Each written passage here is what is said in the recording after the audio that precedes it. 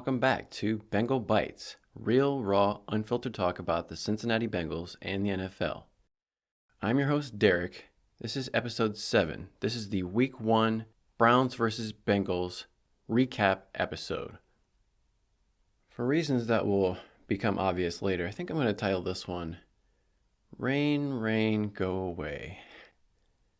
I apologize if you can hear rain in the background, but it's raining for the first time in a long time here lately. And there's also construction going on next to my house, so if there's weird noises, I apologize, but I'm going to try to do my best to get this recorded. If you listen to the last episode, episode 6, the Week 1 preview episode, I talked about how I was going to try to be more positive, upbeat, enthusiastic, and fun-loving about the NFL season kicking off. And I wish this game would have been more accommodating to what I was looking for. But unfortunately, you know what? Like I said, it's also a marathon. We're not going to get too reactionary. We're not going to go all fire and brimstone and say, fire the coach, fire everybody, get all new players. We're going to keep it in perspective, stay realistic, and we're going to stay positive. We're going to look for the silver lining wherever we can find one. And believe it or not, as bad as this game was, and it was bad, I will admit, it was real bad. We're going to take a measured, reasonable, logical approach, break down the game, and then we're going to move on. You know, it's a tough pill to swallow, Week 1, losing to the Browns, but in this podcast, I'm going to front load it with all the positive stuff right up front, because I know a lot of the listeners, you don't want to hear negative stuff. You don't want to hear criticism. You're just going to tune out right away. So for all those people who are just going to tune out, I'm going to put all the positive stuff right up front. So stick with me, hang with me a little bit. And then if you're the type of person who's going to listen to the entire podcast anyway, you're going to handle the negatives. So I'll put more of that negative stuff towards the end and you can listen then. But just like that distance race, if you watch the start of a race, there's a lot of elbows, there's a lot of jockeying for position. People are being really rude and aggressive out there. You know, that's not Zach Taylor's style. You know, he's from Norman, Oklahoma, you know. Just hang back a little bit, let everybody else push out to the front, you know. And then that's when, if you're like a racing fan or a cycling fan, you know, you just draft in behind, conserve the energy. Let those other teams get out ahead, break the wind, but, you know, let them, you know, cut through the wind for you. So just make it easier. Make your path that much easier. Just sneak in right behind them and then slingshot around at the end. They won't even see it coming. That's what we did last year. You know, everybody was just thinking we were on the way down. Oh, we're losing the first couple games. That's what we do. Then we just sneak in right behind and then shoot around it then. Win 12 games in a row. So even though this obviously was not the start we had hoped for, there are some positives we can take from this, and I'm going to go through all of them.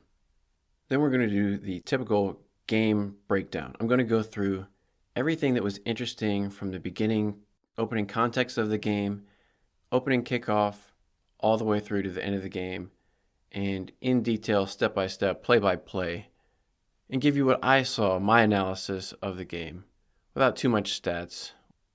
And we'll go through every interesting play in the game. Not every single play. There's incomplete pass, a run for 2 yards. Nobody really cares about that. Unless something interesting happened on the play, then we'll cover it. After we do the complete game breakdown, I'll give you my overall thoughts and impressions for the game, and spoilers, those might be a little bit more negative, so we'll save some of those for the end. We'll also do a recap of how I did on my Week 1 NFL game predictions, how my predictions turned out compared to the results of the games, and including Monday Night Football, which was unbelievable. That's an entire podcast in itself, but we may cover that briefly, and then we'll see. I'm sure that's going to be a story to watch throughout the season, so we'll touch on a little bit of Monday Night Football that just happened last night, but not too much about the other teams and the Jets right now. This is a Bengals Focus podcast, so let's start off focusing on the Bengals and things that were good. As we mentioned at the end of the last episode, the news broke that Joe Burrow's contract, they had agreed to the final terms, but we didn't get the details, and there was no official signing ceremony, pen to paper, all that kind of stuff that they usually do.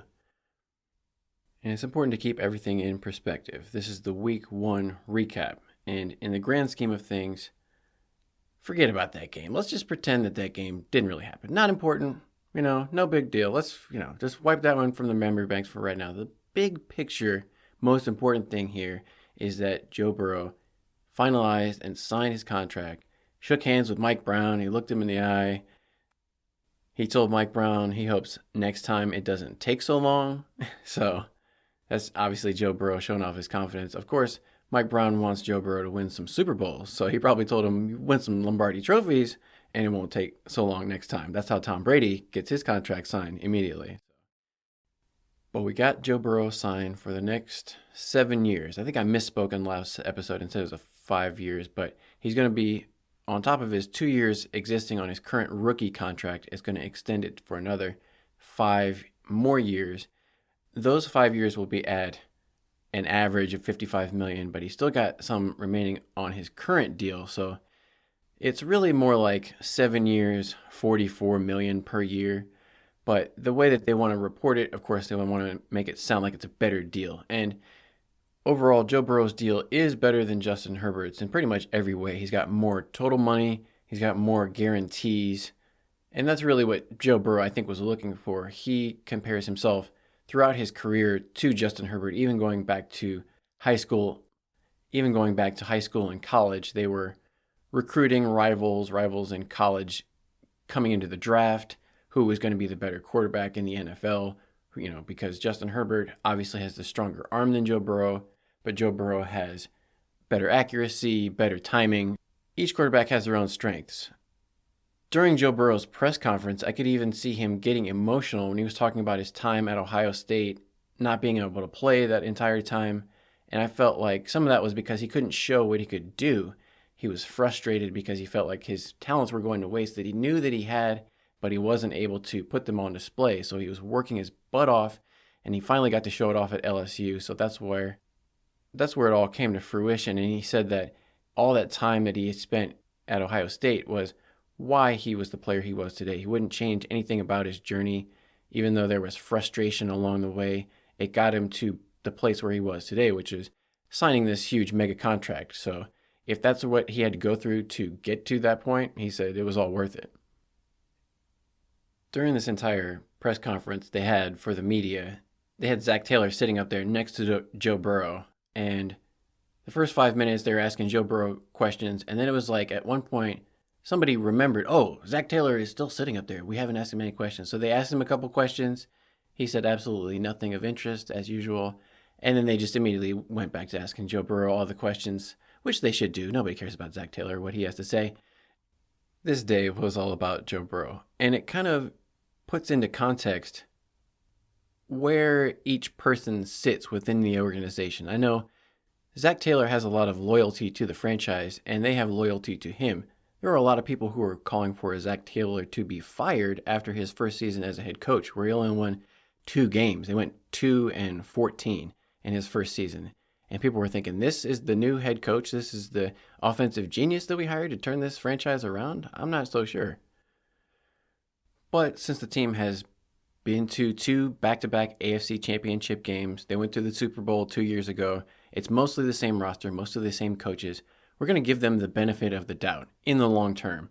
And we're going to have faith that they know what they're doing, and they're going to have similar results that they had in the past. One thing that was kind of cool about this was that Joe Burrow signed it on Saturday, September the 9th, which was 9-9, and he's number 9. So number 9 signing his new contract on 9-9. That was pretty cool. Probably just a coincidence. I'm sure Joe Burrow would have signed it on any other day. I'm sure he doesn't care if it's 9-9 or any other day. It doesn't matter. He's not superstitious. Just give me the money, Mike Brown. It is a little bit odd that they waited until literally the day before the first game to sign it. You would think to have all that kind of attention on you you would want to not have it immediately before the first game of the season. It would have been better if he could have had that out of the way at the beginning of training camp or during the summer. So, okay, we got the news, all the hoopla, all the excitement and the emotion is gone. Then you can just worry about playing football. But better late than never, I guess you'd say. It's better than like Justin Jefferson is playing his rookie contract without a new extension this season. So I know I made a joke last episode about how if he got the contract extension signed, maybe his calf would suddenly feel better. Obviously, that's not the case. He did have a serious calf injury that kept him out all of training camp. It wasn't just because he was holding out. Just by the fact that he signed the contract doesn't make him immediately healthier. He's still going to have to rehab his calf and come back to being 100%. But at least we know in the long term, Joe Burrow's got the security. Overall, I think the contract extension did accomplish what Joe Burrow set out to do, which was do what's best for all the parties involved. I think they made a great compromise in this deal. They say a good compromise is one where both parties are dissatisfied. In this case, I think both parties should be mostly satisfied. The owners of the Bengals, Mike Brown, the Blackburns, they should be satisfied that they got their franchise quarterback who is a great player, great person, model citizen in the community, who didn't hold out, threaten to sit out, request a trade, anything like that. Didn't cause any drama with the situation, kept everything in-house, didn't say a word. From their perspective, they've got to love that they've got their quarterback for the future. From Joe Burrow's perspective, he got his long-term deal. He got a better deal than his nemesis, Justin Herbert. And now Joe Burrow doesn't have to worry about anything. He can just go back to doing what he loves, which is playing football and being amazing. And no, both sides didn't get everything they want. From Mike Brown's perspective, he had been talking about how he would prefer Burrow to do a Patrick Mahomes type deal. Patrick Mahomes got a 10-year, $450 million deal, which sounds great, but then you look at the deal and most of the money doesn't get paid until the last 3 or 4 years of the contract. The first few years of Patrick Mahomes' deal, he's not getting paid that much, and the end of it's not necessarily guaranteed. It's like, well, how good is this deal really? And you're under contract for 10 years. You're not able to go back and renegotiate. Whereas in Joe Burrow's case, he signed a 5-year extension, which is still pretty long, but it's not so long that he's not able to go back and get another bite at the apple, at the negotiation apple, because every year up until the pandemic year, the salary cap had been increasing. Now that the economic conditions have somewhat normalized, we expect the salary cap to continue increasing. Now it's $225 million for 2023. It could be over $300 million for the total salary cap in just a few seasons. So if you're somebody who's in that quarterback position where you could be negotiating for a huge salary, you want to be able to go back and renegotiate every now and then just to make sure you're keeping up with the market. You don't want to fall behind and get leapfrogged by other players at your position. That's kind of what's happening to Patrick Mahomes and his contract. Even though it looked great at the time he signed it, now other players are getting better, more lucrative contracts with more guarantees. As fans, all we need to know is that Joe Burrow is going to be under contract with the Cincinnati Bengals through 2029. So we can rest a little bit easier knowing we've got our franchise quarterback. So we got the contract signed. That was good. What else was good? Well, for football fans, real football is back. Week 1 in the NFL, finally back. If you play fantasy football, your fantasy football team's back, scoring real points. All the excitement of real, high-quality football is back. And we only get 17 weeks and then the postseason. So we have to really savor these moments. Don't take them for granted. And we can't take for granted the fact that Bengals versus Browns is actually a big-time matchup this year. It was the top CBS game of the week for the 1 o'clock slot. They had Ian Eagle and Charles Davis calling the game. Evan Washburn on the sidelines doing the sideline reporting. We've got the big-time crew. It's a big-time game. It has energy. It's got pop. So that's something we are not used to. Bengals-Browns was relegated to the third and fourth announce crew a lot of times. Nobody cared about this game. It wasn't a big story. It was kind of an afterthought. It was like, oh yeah, Battle of Ohio, whatever, the toilet bowl over there. Now it's a real serious matchup. Two serious powerhouse teams that people have to respect. And I got lots of respect for Ian Eagle, one of the best play-by-play announcers. I think Ian Eagle and Kevin Harlan might be my two favorites. Ian Eagle is going to call the next Final Four because Jim Nantz has retired from doing that. So Ian Eagle is making his way up the broadcast. I like Ian Eagle. I like Charles Davis. Charles Davis, he's the announcer on Madden. So it's kind of weird. If you play Madden, it's like you're watching a Madden game and it's like, man, this video game is really realistic. He makes a lot of insights, very smart, insightful comments throughout the game. A lot of the things that I'm noticing throughout the game, Charles Davis is pointing out. So it makes me feel good as a casual fan when I see something and then Charles Davis says the same thing. I'm like, oh man, I'm standing here in my boxer shorts in my living room and Charles Davis is getting paid millions of dollars to say the same thing. That's why I'm making this podcast, though.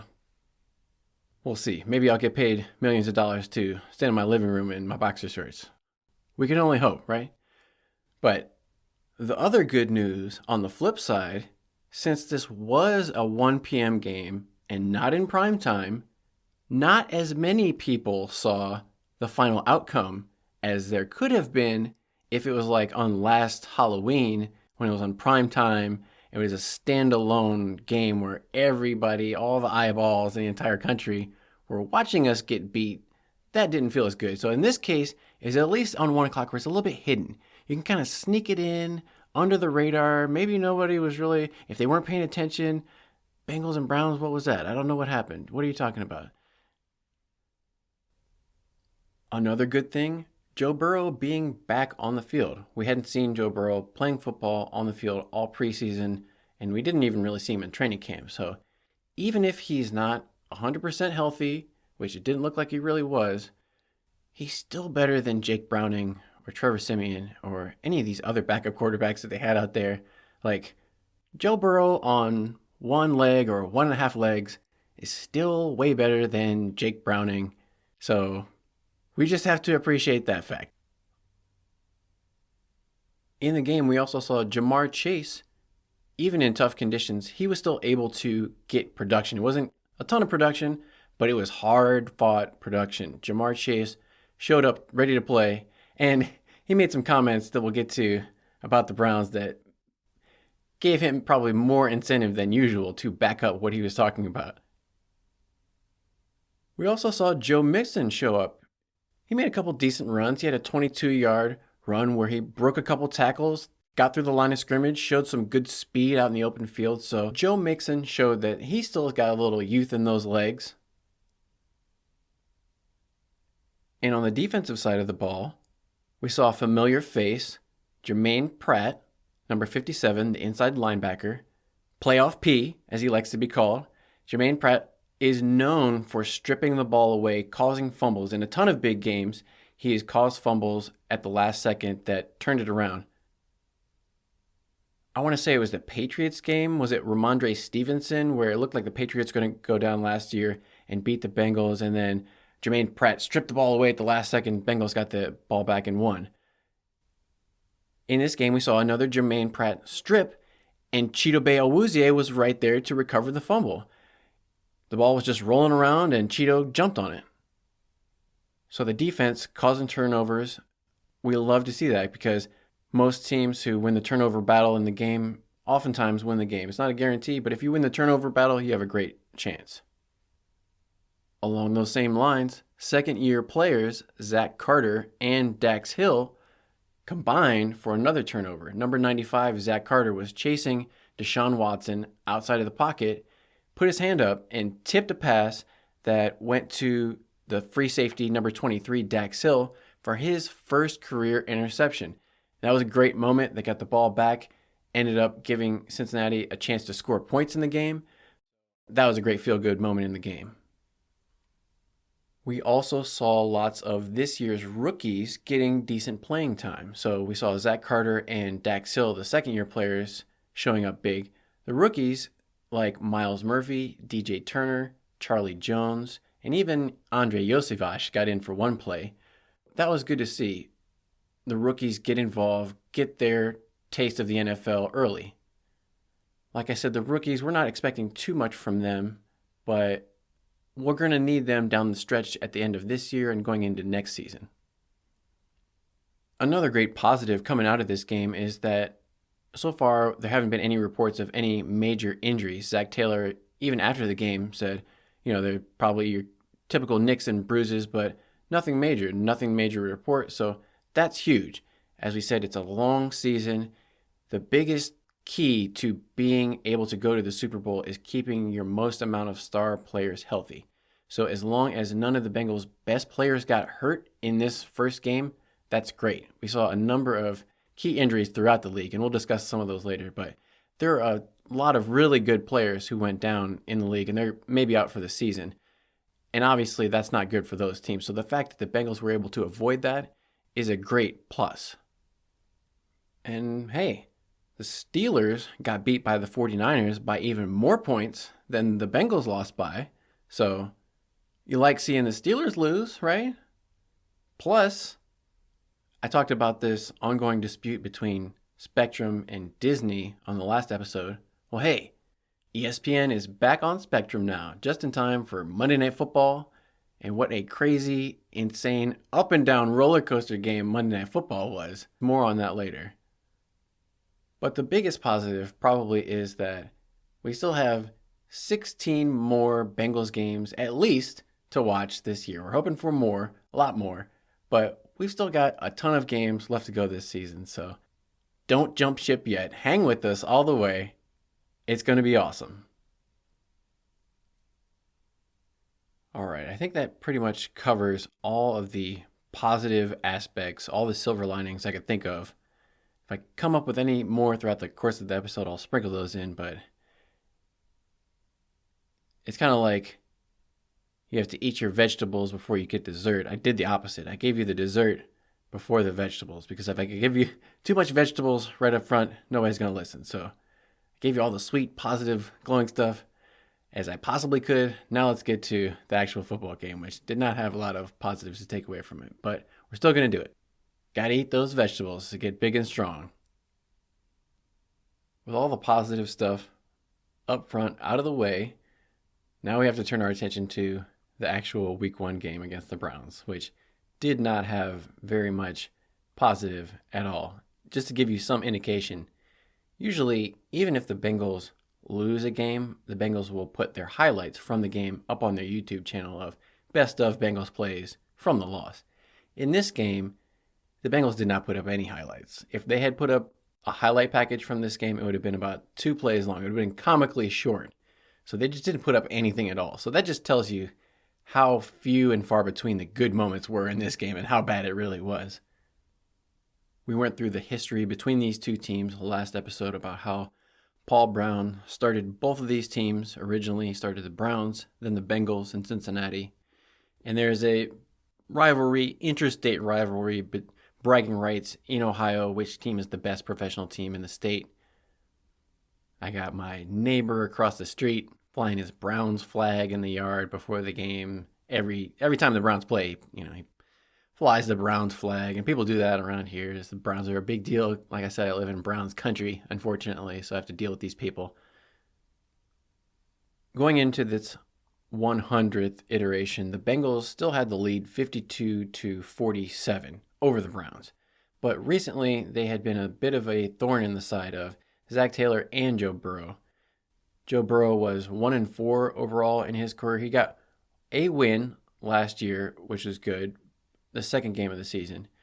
And actually, in that game, if you remember, that was one of the most amazing throws Joe Burrow has had in his career. He threw it to Jamar Chase in the back of the end zone, and it just went through like 3 guys' hands. It didn't even look like Jamar Chase was looking. The ball just hit him in the hands, and he almost was forced to catch it just out of reaction. He didn't even know the ball was coming to him. Oh, what? Touchdown? Oh, okay. But other than that game, the Bengals have not had a lot of success. Zach Taylor in his career was 2-6 against the Browns. Both Joe Burrow and Zach Taylor and Bengals in general recently have not fared well, especially in Cleveland. For whatever reason, they had lost 5 straight going into this game up in Cleveland. So not good. It's a tough way to start off your season going against one of your most bitter rivals. But for the players, like I said, they don't know anything about that. So somebody like Ja'Marr Chase, who didn't grow up in Ohio, doesn't know anything about Browns versus Bengals, Battle of Ohio. He doesn't care. He's from Louisiana. He knew about the Saints and LSU. And it was funny when part of the reason I love Ja'Marr Chase so much is because when they drafted him, they had all these old, crusty Bengals beat writers, reporters who have been covering the team for like 40 and 50 years. They're like, so, Ja'Marr Chase, what do you know about the Bengals franchise? What do you know about them? And Ja'Marr Chase was like, I don't know anything about them. All I know is I'm going to break every single record they have. And from that moment on, I was like, yes, I love you, Ja'Marr Chase. That's exactly what I want. Don't care about any of this old franchise history. Just come in and smash every record and show everyone how amazing you are. And that's exactly what he's done so far. So big props to Ja'Marr Chase. But he doesn't care anything about Browns versus Bengals. So when they asked him about this game, he was like, oh, yeah, we're about to play the Cleveland Browns. I was about to call them the Elves, is what he said. So that got out, made the rounds on social media and all the media sphere. Talking heads were like, oh, Ja'Marr Chase called the Brown Elves. Oh, they're Elves. And then so they asked Myles Garrett about it, and he was like, oh, that's disrespectful. Just kind of tongue-in-cheek. He wasn't taking it seriously. Like, he didn't really care. But he was like, oh, that's kind of disrespectful. He didn't have to call us Elves. But in Ja'Marr Chase's defense, you go and look at the field in Cleveland. They got elves plastered all over the place. There's a big, giant elf in the middle of the field. The Cleveland fans voted for that to be their mascot, and it's on every banner and poster everywhere in the stadium. So they look like a bunch of elves. Don't get mad at Ja'Marr Chase for calling you elves. You're a bunch of elves, okay? Well, otherwise, since it's the first game of the season, nobody knows who's going to be good, who's going to be bad. There's really not much trash you can talk. But we did see both teams were healthy for the most part. Denzel Ward, the starting cornerback for the Browns, was going to play in this game. Joe Burrow was going to play in this game. So everybody's healthy at pretty much 100%. So I was all excited, pumped up Sunday morning, watching the pregame shows. And then as soon as CBS cut to the game, my stomach just immediately sank and my spirits were way lower because the camera shot that they had was covered in rain droplets. And they were like, hello from Cleveland, where it's a heavy rain. I'm like, oh no, this is not good at all. Because if you know anything about the Bengals from last season, they were a very heavy passing offense. They were one of the top 5 offenses in the league, but one of the bottom 5 in terms of running the football. So their offense was not very balanced. It was very pass heavy. They looked like they wanted to highlight Joe Burrow's strengths, and they spread out the offense a lot. They went a lot of 4 and 5 wide, spreading the teams out. When it rains, for teams that are very reliant on the pass, that can be a problem. You really need to be able to rely on a strong running game if it starts raining very heavily, because you're not going to be able to rely on the pass. Some people who maybe haven't played football or haven't thrown a football, caught a football, handled a football a lot in their lives may underappreciate how much the rain and a waterlogged, totally damp football, how hard it is to handle one of those. Even though Charles Davis is calling the game, it's really not like Madden. In Madden, your quarterback's never going to have the ball like completely slip out of his hands, or the guy is never going to slip on the grass because it's too wet in Madden. Those are the things that they take out because it wouldn't be fun for the players, but it does happen in real life that you have to account for. In this dynamic, I mean, it's simple physics. This is a football podcast. I don't want to turn this into the science podcast, but from a physics perspective, if you're holding an object in your hand, the contact between the two objects is going to have what's called the friction force, or the coefficient of friction. And what happens when you add liquid, like water or rain, moisture, between the two surfaces, it acts as a lubricant and reduces the friction. Everybody knows what's like, if you get out of the shower or you get out of the bathtub and you try to grab on anything, it's just going to slip and fly out of your hands. That's pretty much what it feels like to try to hold a football in a rainstorm. It's like getting out of the shower and trying to grab something big. It's just going to fly out of your hands. It's especially critical for the quarterback to have a good grip on the ball. It's almost like if you've played baseball for a baseball pitcher, the contact between the baseball pitcher's hands and the ball is obviously very important, but especially on the fingertips, because when the ball comes off of the fingertips, that's where you're able to apply the spin and rotation onto the ball that you're throwing. If the fingertips slip off of the ball, then it's not going to have any spin, and it's going to be like a knuckleball almost. It's going to just kind of fly through the air. So the thrower or the pitcher will have much less control if their fingertips don't have good friction on the ball. That's why if it starts raining real hard in a baseball game, they'll immediately call off the game, because you can't have pitchers with wet hands and wet baseballs trying to throw it 90 miles an hour at people. The ball's going to fly off into who knows where, and it's just going to be bad for everybody. But especially for a quarterback like Joe Burrow, who doesn't have especially big hands and he doesn't have especially long fingers. So he said, coming out of the draft, he made a joke about, oh no, I guess I got to retire now. I got small hands, because his hands only measured 9 inches from the end of his thumb to the tip of his pinky. And that's a little bit, that is below average. Like, Joe Burrow is 6'4" and he's got 9-inch hands. Joe Burrow's hands, for his height, are probably a little bit below average. So that's just going to make it naturally a little bit more difficult to hold, grip, throw onto the ball in any conditions, but especially if the ball is wet. If you've never tried throwing a football, I don't think a lot of people would appreciate it, but they call a wet ball drill is how you practice to throw a wet football. Throwing a wet football and throwing a dry football are completely different things. If you kind of want to know what it's like, what you have to do is, I wouldn't recommend this because it's probably going to damage and ruin your football, but what they do is they take a football in a 5-gallon jug of water, fill it up with water, and then dunk the football underneath the water. And don't just dunk it in for like 10 seconds or 30 seconds. You have to leave the football there for at least an hour so that all the water seeps into the leather, it penetrates into the material, and it gets really waterlogged, and it gets really heavy and unable to be dried off. Sometimes if you get a light rain, you can just take a dry towel, wipe off the surface of the ball, and it's no problem. But when you leave it in the bucket, that simulates a ongoing rain throughout an entire game, where the ball, no matter how many times you wipe it off the towel, no matter how dry the towel is, it doesn't matter. The ball is just going to be wet, heavy, slippery, and there's no way to get rid of that moisture. When the ball gets like that, it's hard for everybody to deal with. The center who's snapping the ball, the quarterback who's trying to throw the ball, the receivers who are catching the ball, and even the referees who are trying to pass the ball and mark it. But basically, throwing a wet football kind of feels like throwing a beach ball. That's about how good your control over it's going to be. And in general, Joe Burrow doesn't have big hands, and he doesn't have great arm strength. We know he doesn't throw with a lot of power, but his superpower is timing, anticipation, accuracy, getting the ball where it needs to be, when it needs to be there. He's great at pre-snap reading the defense. I love watching Joe Burrow's eyes before the snap.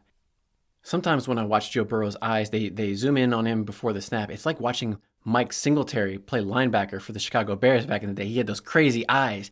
It's almost like that watching Joe Burrow. He's got these eyes. You can see his mind is just going a million miles a second thinking about what he's going to do, where the ball is going to go next. So that is what is great. That's what makes Joe Burrow great. It's not necessarily his arm strength, and that's not the end-all be-all. You don't necessarily have to throw it through a brick wall to be a successful quarterback. There's lots of guys who have really strong arms, but it's not all about who can throw the football the best.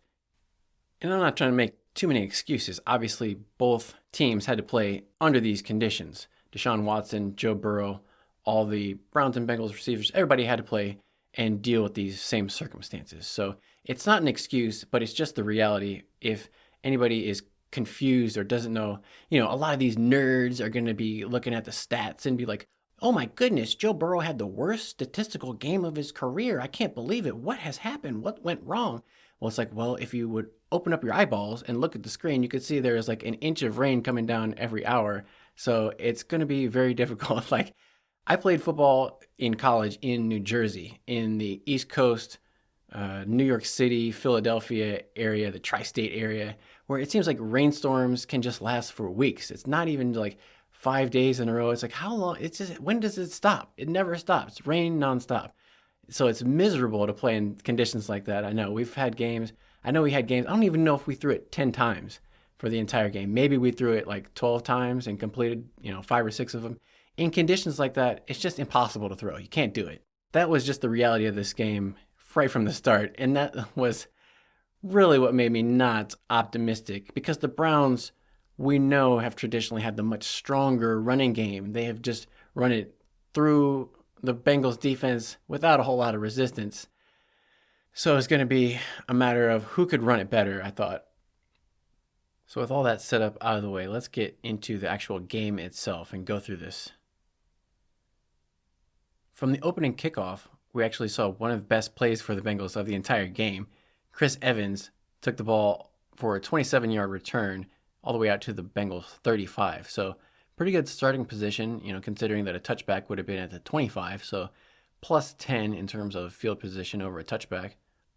Unfortunately, things took an immediate turn for the worse right after that, because the first play by the Bengals, I don't know what the plan was. I was very confused by this.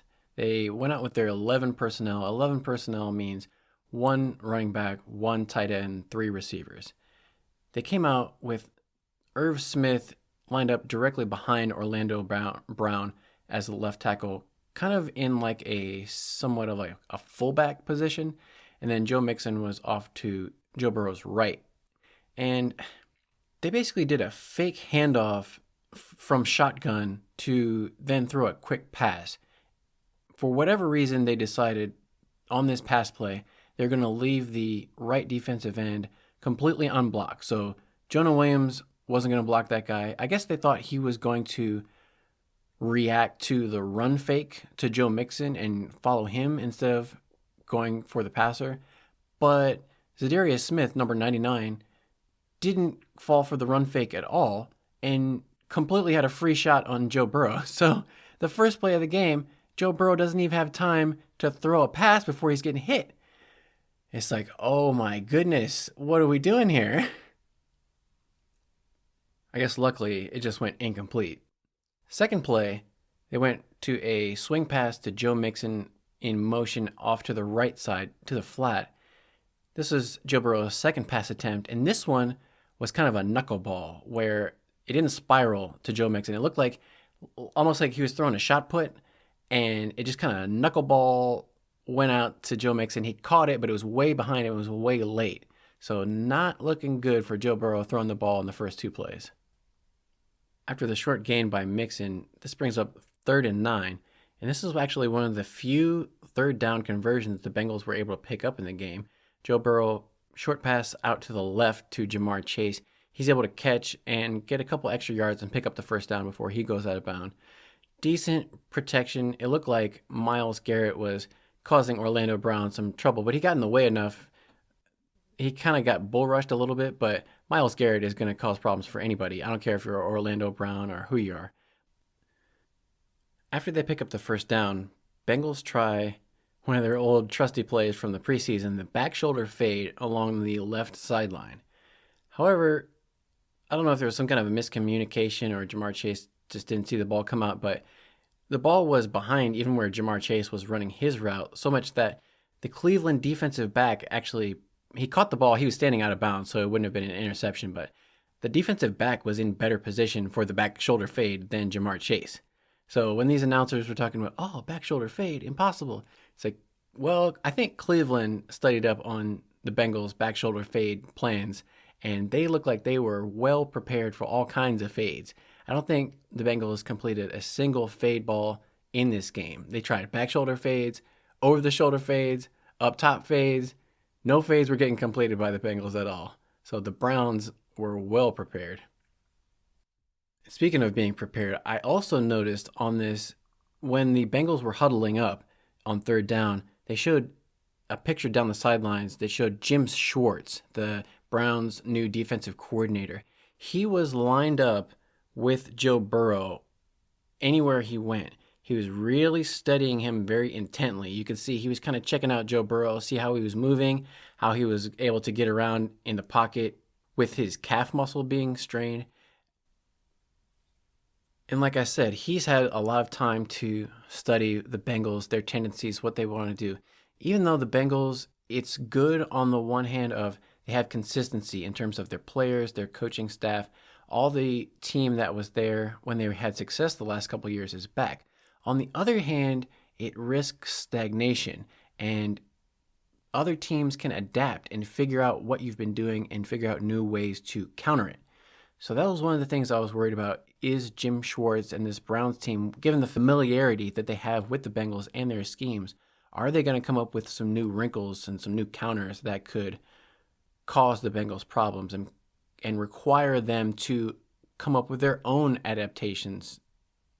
You can't do it necessarily in one game. They couldn't fix it, but I think throughout the course of the season, we'll see a much more competitive football team.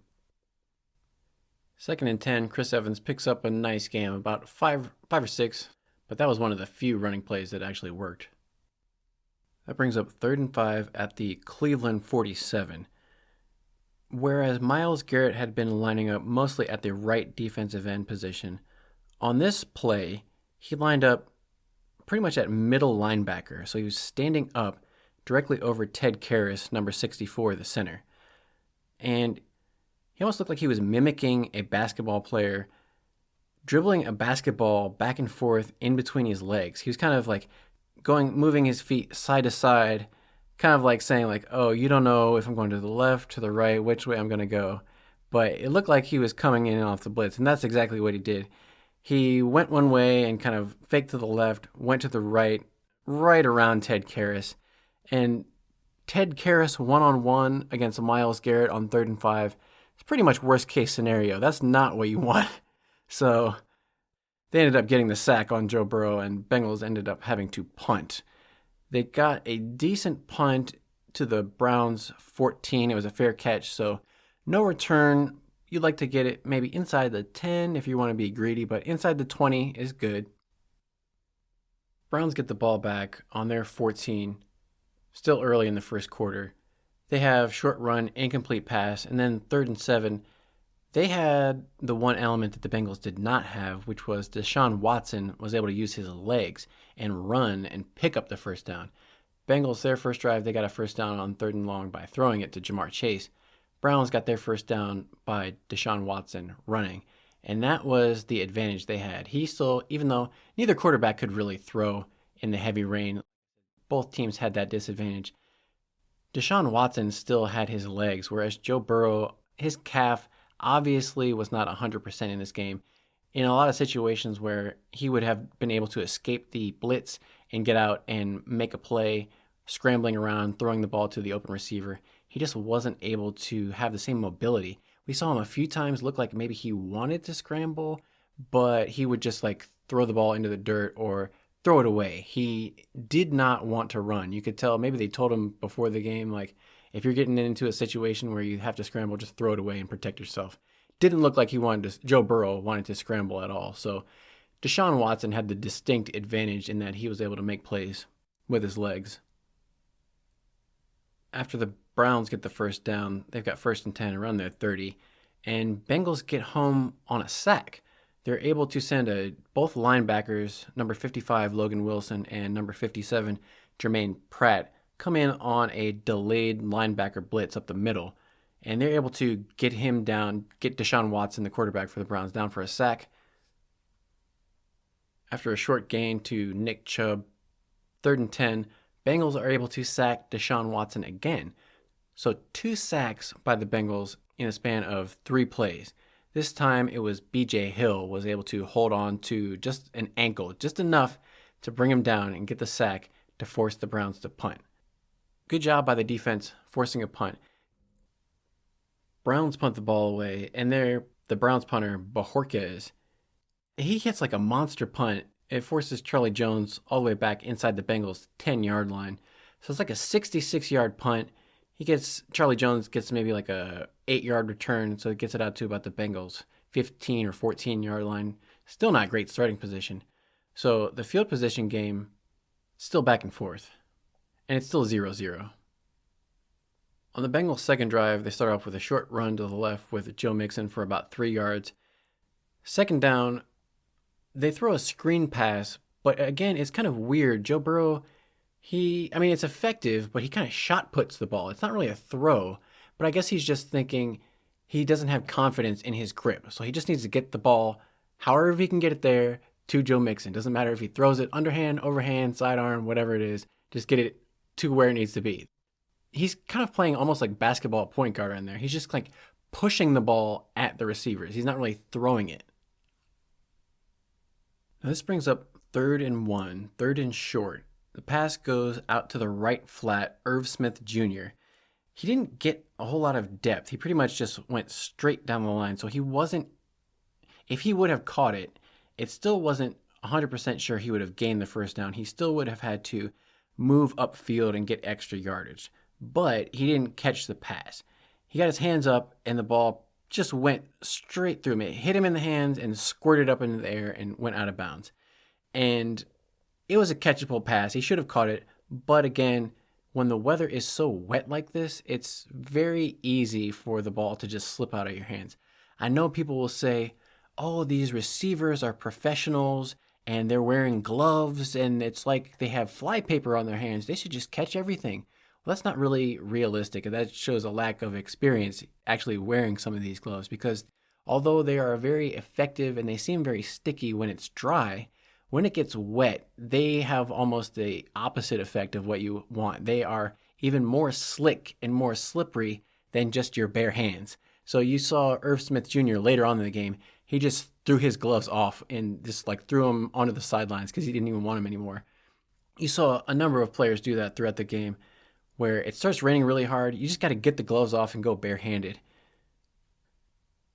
So since they didn't convert the 3rd down, Bengals end up having to punt. Brad Robbins gets off a 45-yard punt with about a 4-yard return, so net of 41. Browns take over at their own 41-yard line.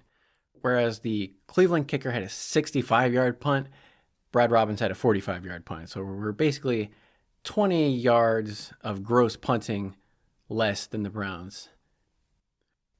Even though the score is still 0-0 at this point, we're starting to lose the field position battle. When the Browns take over on their second drive, CBS sideline announcer Evan Washburn comes in and reminds the crowd that the conditions on the field are very challenging for everyone, including the pass catchers, anybody who has to handle the ball. So quarterback, wide receiver, running back, all those types of positions.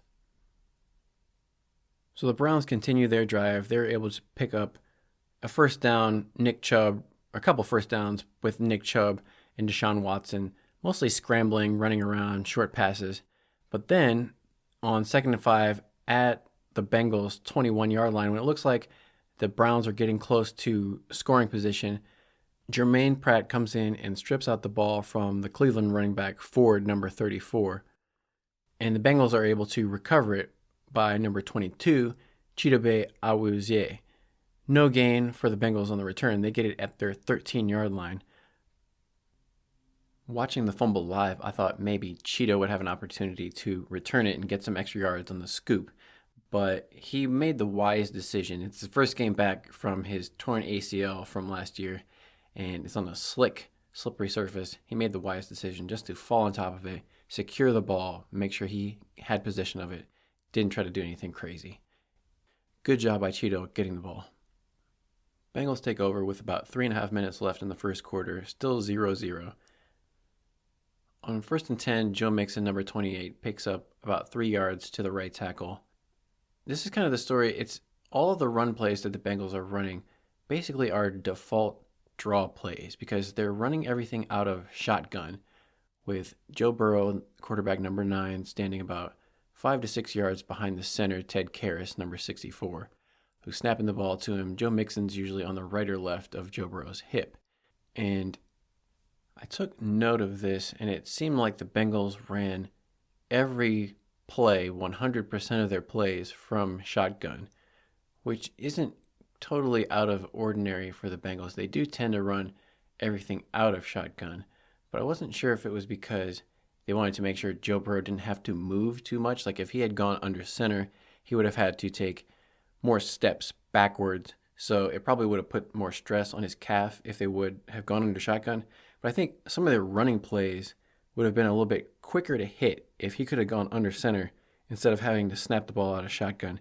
All the runs were just kind of a little bit slow to develop, slow moving, kind of draw plays just by default.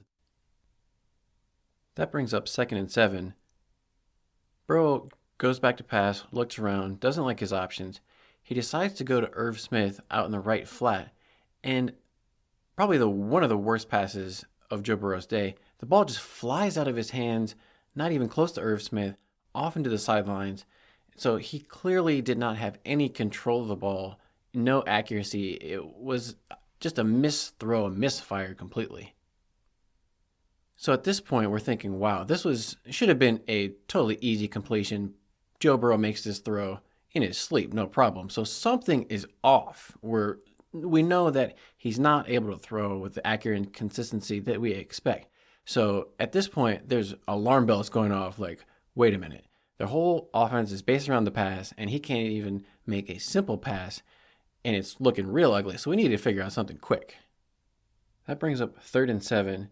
Joe Burrow completes the pass to Tyler Boyd over the middle for 6 yards, comes up 1 yard short of the first down. And on this pass, Joe Burrow, he gets enough on it, but the best way I could kind of describe it is it looks like he's throwing a paper airplane instead of a football. He's kind of trying to push it and guide it out, but he's not really able to come over the top and kind of do his typical over-the-top whipping motion with his hand. It's more like he's throwing it out there like a paper airplane. He doesn't get it enough zip, and the ball comes up. Bengals have to punt again. 4th and 1, Brad Robbins gets off the 41-yard punt. Donovan Peoples-Jones gets a 6-yard return, so Cleveland takes over at their 43. A net of about 35 yards, so not really changing the field position too much with the punting game. Browns take over at their own 43. A couple of good run and a pass play to Nick Chubb gets another Cleveland first down. Then Deshaun Watson on a scramble is able to find Amari Cooper over the middle. This was one of the few on-time, on-target passes Deshaun Watson was able to complete in this first half, where it hit Amari Cooper pretty much in the numbers. But the field at this point had gotten so wet that Amari Cooper's feet kind of slipped out from under him, and he was down on the play, clutching at his knee, kind of rubbing his knee. So you're thinking, does he have some kind of serious knee injury? I'm sure Browns fans were super concerned about that. He was able to come back shortly into this game. I'll have to actually follow up and see if it's anything. It didn't seem like it was anything too serious because he was able to complete the game. But you never know. When these guys are out there on the field, the adrenaline is still pumping. They may be able to complete the game, and then when they get back in the locker room and they get examined by the doctors, it may be something a little bit more serious. So keep an eye on that. But he did make the catch and gain 20 yards, so it went down to the Bengals 24 at that point. After that pass, Bengals defense was able to stand up, get a stop, and force the Browns into just a field goal. It's 3-0 Browns just at the beginning of the second quarter. This kicked off a brutal stretch of plays for the Bengals. So after the field goal, Bengals receive the kickoff. Chris Evans takes it from 1 yard deep in the end zone, goes for the return, which is fine, but unfortunately he only gets a return of 18 yards out to the 17. Instead of a touchback on the kickoff to the 25-yard line, they're taking over from their own 17-yard line. Then 2 ugly incomplete passes from Joe Burrow. He's, again, not able to get any grip on the ball. He tries to throw it out to the left to Joe Mixon, doesn't get anything on it. It looks like the ball just slips out of his hand and is incomplete. Another pass across the middle to Tyler Boyd, where he's even worse than on the last drive. The ball is late. It's behind him. It lets the defensive back jump in and break it up. So after that second pass to Tyler Boyd over the middle falls incomplete. That's 4 or 5 passes in a row from Joe Burrow that have been completely off target, uncharacteristically so. And you got to think, Obviously, we're panicking as fans. The coaches are probably saying, what's going on here? And Joe Burrow himself is probably losing confidence in his own ability because he, like I said, he relies so much on precision and timing and accuracy and anticipation. And when it's so wet and everything is coated in water, it's impossible for him to do those things. At this point, I'm sure even Joe Burrow is getting frustrated with the situation, and he probably feels like it's almost like he's throwing just a handful of sand. He can't get any grip or any control of the ball at all. That brings up 3rd and 10. It ends up being a delay of game penalty, but they got the snap off. Burrow catches it, and he steps up into the pocket before they blow the whistle, and he looks like he's going to try to scramble and get out of the pocket and run.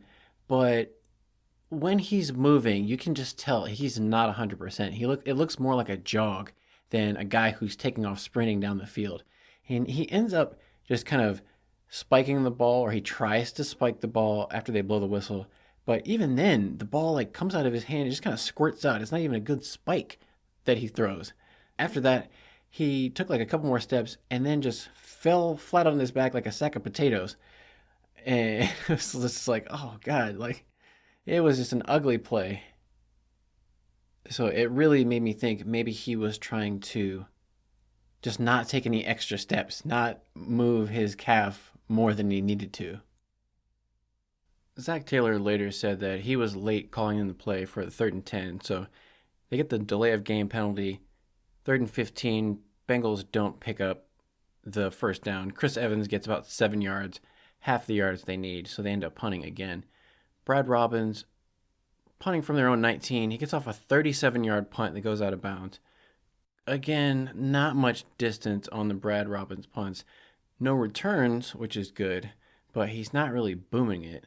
Cleveland takes over at their own 44-yard line, again with good field position. Luckily for the Bengals, the Browns aren't able to do much on this possession either. They get a holding penalty on 1st and 10, so that sets them back to 1st and 17. They get a short run, then an incomplete pass, and the biggest thing that happened on this drive was the Browns all-pro starting right tackle Jack Conklin injured his knee on the play, and it looked like a bad injury right away. He was not able to move his leg at all. They had to get the cart out to stretcher him off the field, and it looks like he's going to have a torn ACL and be out for the season. So that was really unfortunate to see. You don't want to see any player get hurt. With Jack Conklin out at right tackle for the Browns, that means their rookie 4th-round pick, Pacman Jones, the 6'8", 375-pound giant from Ohio State, is going to come in and see his first action. On 3rd and long, the Browns try to test Cam Taylor-Britt deep again with Marquise Goodwin, and Cam Taylor-Britt is able to catch up. The ball is a little bit underthrown. Marquise Goodwin has that kind of world-class track speed that he's able to get behind most cornerbacks in the NFL, but Cam Taylor-Britt does a good job of making up the ground, coming back, and breaking up the ball before it can be a big play. The Browns end up having to punt, no points for them. Bengals take over with about 12 minutes to go in the second quarter after the Browns punt it out of bounds to about the 20-yard line. 1st and 10, Joe Mixon does a great job on 1st down of running hard, running over guys, breaking tackles, picks up the 1st down. This is actually the Bengals' first down in the game since the first drive. Before this, they had gone 3 drives in a row, going 3 plays without getting 1st down, so 3 and out. The very next play, handoff to the right side to Joe Mixon. He's able to do kind of a Nick Chubb impression. He breaks through the line of scrimmage, gets to the second level, makes the safety miss, and he's able to get 22 yards before he gets pushed out of bounds. So Joe Mixon was showing great burst, great vision to see that crease in the line of scrimmage where he could kind of sneak through there, and then being able to pick up his knees and avoid the low tackle from the safety coming in. At this point, we're getting 2 first down off of the first 2 plays of the drive. You're thinking, okay, now something's rolling. We got a little something going here.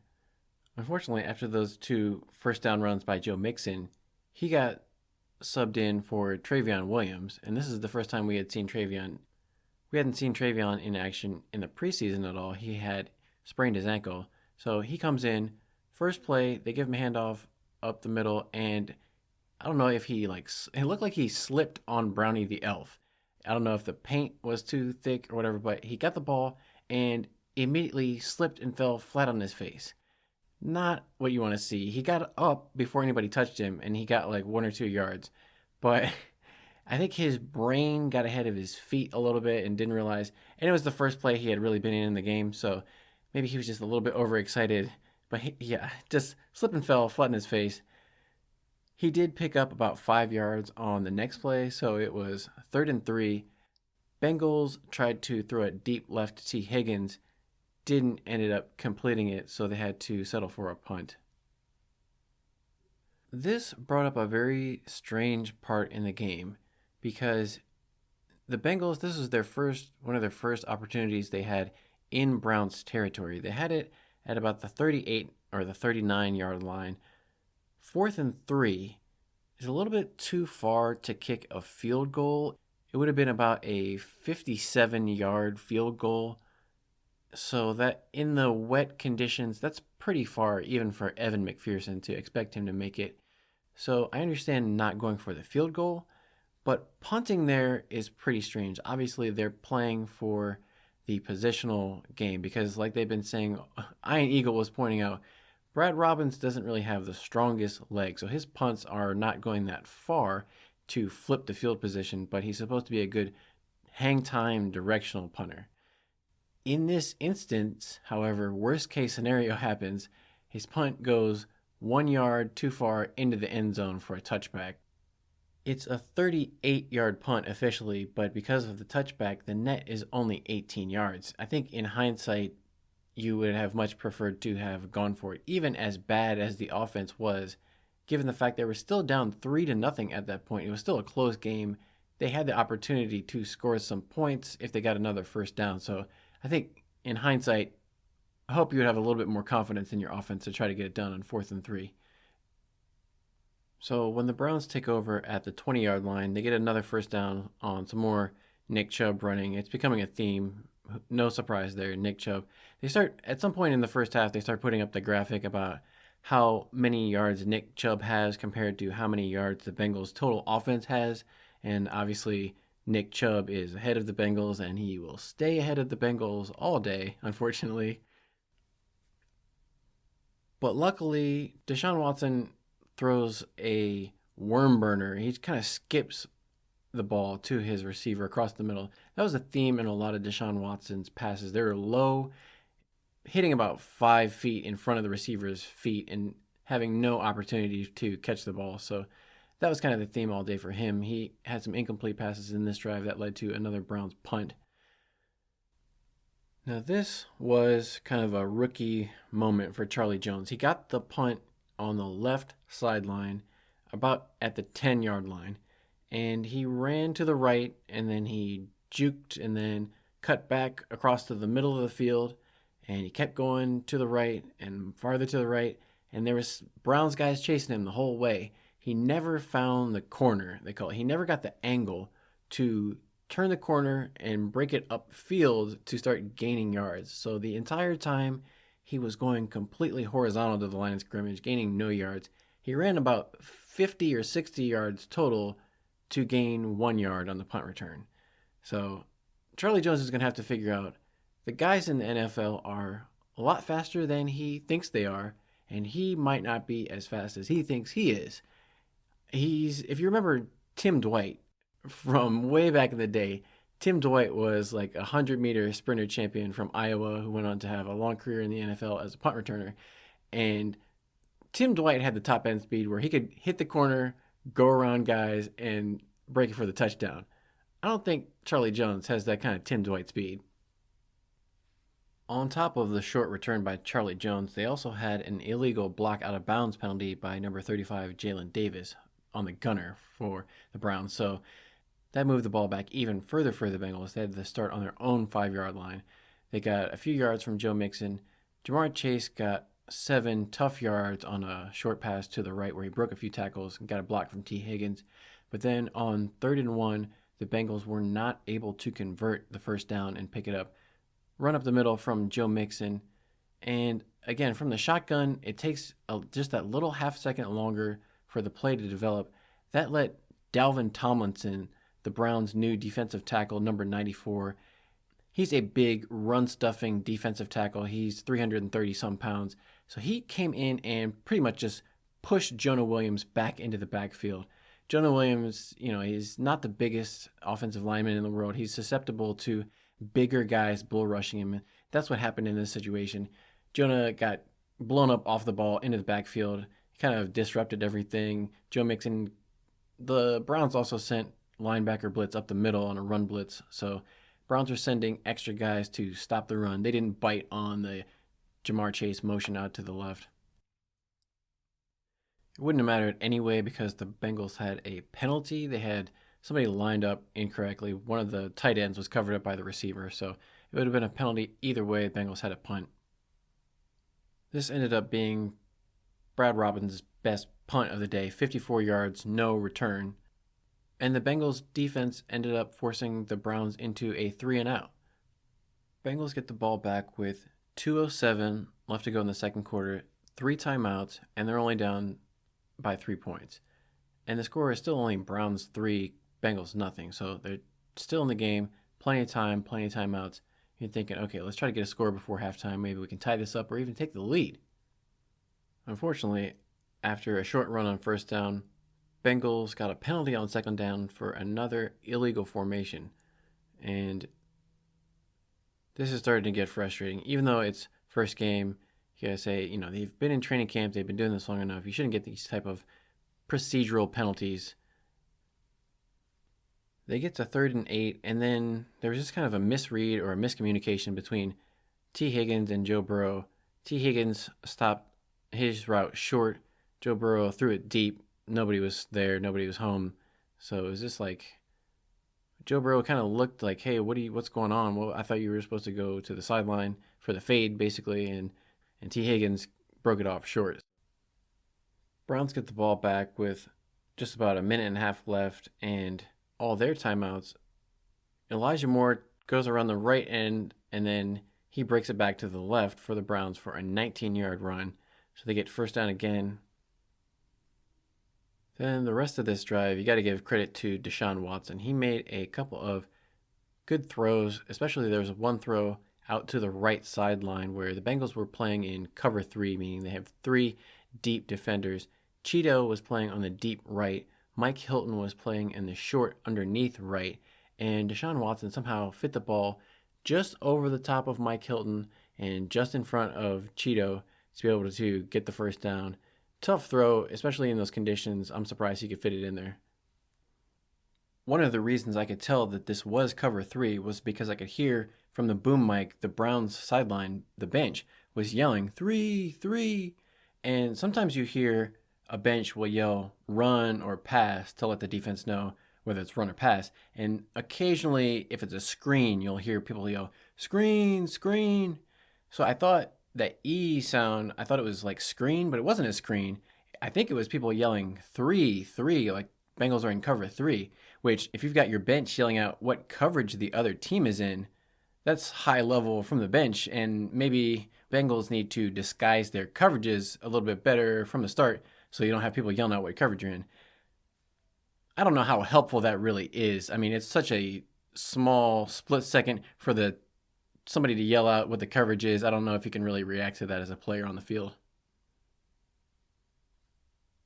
Browns ended up scoring a touchdown on this drive on a 13-yard design run from Deshaun Watson to the left where they did quad 4 receivers to the right to get the Bengals' eyes all looking to the right side. And then they just did a quarterback sneak to the left with Amari Cooper blocking off Cam Taylor-Britt, sealing off the left side. Deshaun Watson could pretty much just walk into the end zone because Trey Hendrickson was doing his typical pass rush aggressively upfield. They know that that's where Trey Hendrickson likes to go, so they can cut up inside of Trey Hendrickson. He doesn't get contained very well a lot of times, so they can kind of count on that. Went up inside Trey Hendrickson and outside of Cam Taylor-Britt. Dax Hill from his free safety spot wasn't able to get over and make the tackle in time to stop Deshaun Watson, so that was a pretty easy touchdown. But Bengals defense has been overall doing a pretty good job of stopping the Browns. and keeping them to only 10 points in the first half. It's just that the offense has been so ineffective and so inept. They're not holding up their end of the bargain. You can't win any games with 0 points. So at halftime, it's Browns 10, Bengals nothing. You're thinking Bengals have not really done much. I think they had maybe 3 first downs in the first half, maybe 2. It wasn't very many, so they need to figure out something fast. We did see at some point Joe Burrow put on a light gray glove. It looked like kind of an old school receiver Newman glove. So that was the first time we saw Joe Burrow wearing a glove on his throwing hand. And he had a little bit better results. It looked like he got a little bit better grip, but still wasn't the typical Joe Burrow throwing motion that we're accustomed to seeing. After halftime, Browns got the ball. Bengals ended up getting another sack. Trey Hendrickson got the Bengals' 3rd sack of the game. So they were able to force a 3-and-out and punt by the Browns, getting the ball back right away. And the Bengals got fortunate where the Browns' punt was kind of a shank, only went 30 yards out of bounds. They got good field position for their first drive of the second half. Bengals get the ball down 10 points with 13 minutes left to go in the third quarter. There's another miscommunication between Burrow and T. Higgins. This time it's the reverse where Higgins is going deep and Burrow thinks he's supposed to cut it off short, so the ball goes out of bounds. Burrow is again looking at T. Higgins like, what are you doing? After the game, T. Higgins said it was his fault. He took responsibility. Of course, he's going to say that when Joe Burrow just signed that $275 million contract. Of course, he's going to take all the blame and do everything he can do to make his quarterback look good. On this drive, Bengals get one of their most successful plays, which was actually a penalty on the Browns. They got pass interference. Jamar Chase was going deep down the right sideline for a pass from Burrow, and Denzel Ward tugged at his jersey just enough to draw the defensive pass interference. So they get the first down. One of the few first downs they were able to get on the day came by a penalty. So 18 yards, take it any way you can get it. After the penalty, the Bengals take over at the Browns' 32-yard line. Couple incomplete passes brings up 3rd and 10. On this 3rd and 10, Cordell Volson, number 67, the left guard, he gets completely bull rushed and put on his back by Dalvin Tomlinson. This is the second 3rd down that Dalvin Tomlinson has blown up the Bengals' chances. He did it to Jonah Williams, and now he's bull rushing Cordell Volson. Seems like the Bengals are having trouble containing Dalvin Tomlinson on these 3rd downs. Even with the pressure up the middle, Burrow is able to roll out to his right and find Irv Smith Jr. Picks up 8 yards, but he's short of the first down, so Bengals have to settle for a 42-yard field goal, which is good, and that makes Bengals 3, Browns 10. At that point, you're thinking, okay, 12 minutes left, still a one-score game. They're only down by 1 touchdown, still in the game, still possible to come back. But unfortunately, after the Browns receive the kickoff, their first play is a long pass to Elijah Moore. He picks up 33 yards deep over the middle, first down at the Bengals 42. It's already looking like, oh man, Browns are going to score points here again. But a couple plays later, Deshaun Watson is rolling out to his left. He tries to throw a pass to Elijah Moore, but Zach Carter ends up getting his hand on it, tipping it, so that Dax Hill is able to intercept it. It goes right to Dax Hill, and he catches it and gets tackled. But that's his first career interception. Big moment for 2 second-year players. Both those guys were drafted by the Bengals last year. Dax Hill in the first round, Zach Carter out of Florida in the 3rd round. Good to see them combining for a big play, big turnover. That's the second turnover that the Bengals defense forced. So they're giving the ball back to the offense. And the offense, to their credit, didn't have any turnovers, no fumbles, no interceptions. They just weren't able to convert those turnovers into points. After the Dax Hill interception, Bengals get the ball back. They lose 3 yards on a running play by Joe Mixon where they try to pull Ted Karras. I don't know about pulling Ted Karras. Didn't end up working very well. They gained some yards back on a short pass play to Joe Mixon, kind of a screen. And then 3rd and 3, Jamar Chase was able to get the first down by catching the ball on the right sideline and then just reaching out his hands, knowing where the first down marker is, extending it out before he gets hit to get just enough yardage to gain the first down. First downs were hard to come by in this game. A couple plays later, 3rd and 5, 7 minutes left in the third quarter. Bengals get the matchup they want. They get a safety guarding T. Higgins out of the slot. And T. Higgins basically runs the fade that Trenton Irwin ran against the Falcons, where he's running to the front pylon, corner of the end zone. They get the ball where they want it. It's just that Grant Delpit, the safety, gets his hands up and blocks the pass away before T. Higgins. He makes a great play. T. Higgins was in the right position. Joe Burrow threw a pretty good pass. They had good enough pass protection. It's just sometimes the other team makes a good play. And that was a critical play, because if the Bengals had caught that, it would have probably tied up the game 10-10. So the fact that they didn't get that was kind of a big turning point in the game, especially because right after that, they went for the 51-yard field goal, and Evan McPherson missed it. It didn't really have the right direction. He had the distance, but it was too far to the right, and it never looked like it was on line. So unfortunately, that interception by Dax Hill doesn't turn into any points, and it's still Bengals 3, Cleveland 10. After the Bengals missed field goal, the Browns take over, and their drives composed pretty much of a lot of Deshaun Watson designed runs and Nick Chubb runs and Elijah Moore runs. A lot of heavy running game, as you would expect. That's one of the big advantages that the Browns had over the Bengals in this game, was just in general, their running game was a lot stronger. And they had the option of using these designed runs with Deshaun Watson. Any of the scrambles that Joe Burrow was trying to do, he was not doing any design runs. He wasn't doing any running at all. It looked like he did not want to run unless it was absolutely to avoid getting hit and just to save his life. Self-preservation. It wasn't to try to get any yards. The Browns had the advantage in terms of just strategy and what they could do. But also, in general, probably the Browns have the stronger running offensive line, run blocking offensive line. Bengals, they're more pass oriented. Their offensive linemen are probably a little bit better at pass blocking than they are run blocking.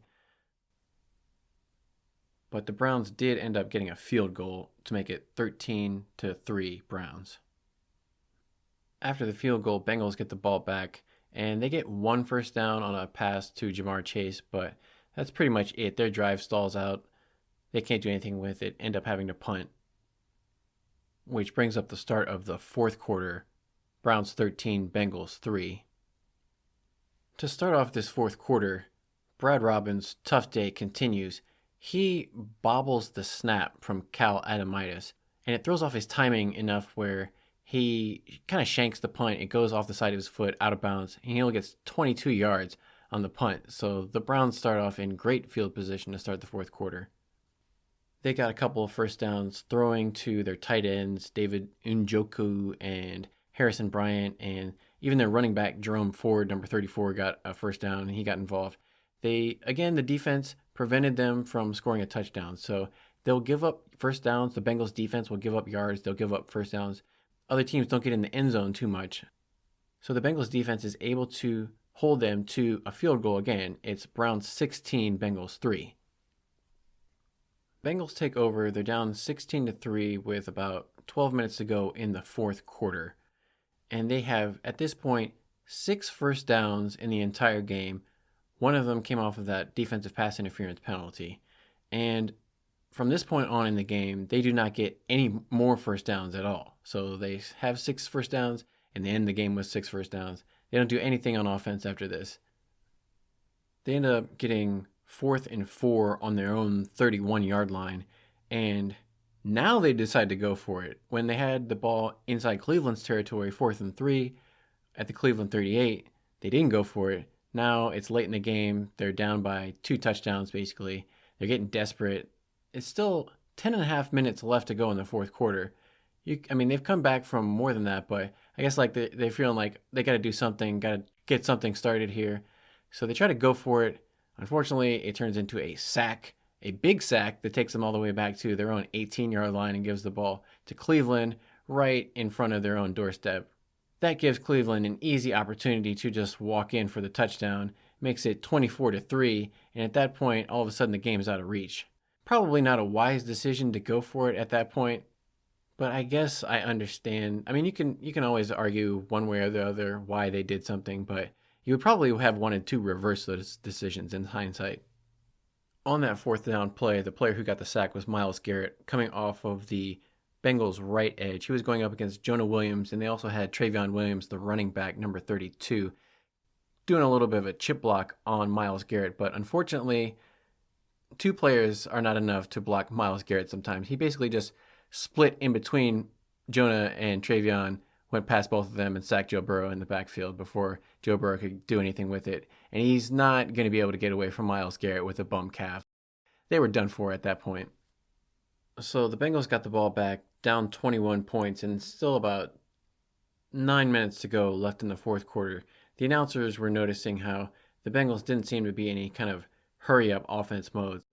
The fact that Joe Burrow was still even out there playing in the game must have meant that they still just wanted to get him some more practice reps or get him something going with the offense. They did try one deep pass to Ja'Marr Chase down the left sideline, and it looked like it just went through Ja'Marr Chase's hands. He had his hands up, and they hit him in the hands. Looked like the ball just went through his gloves.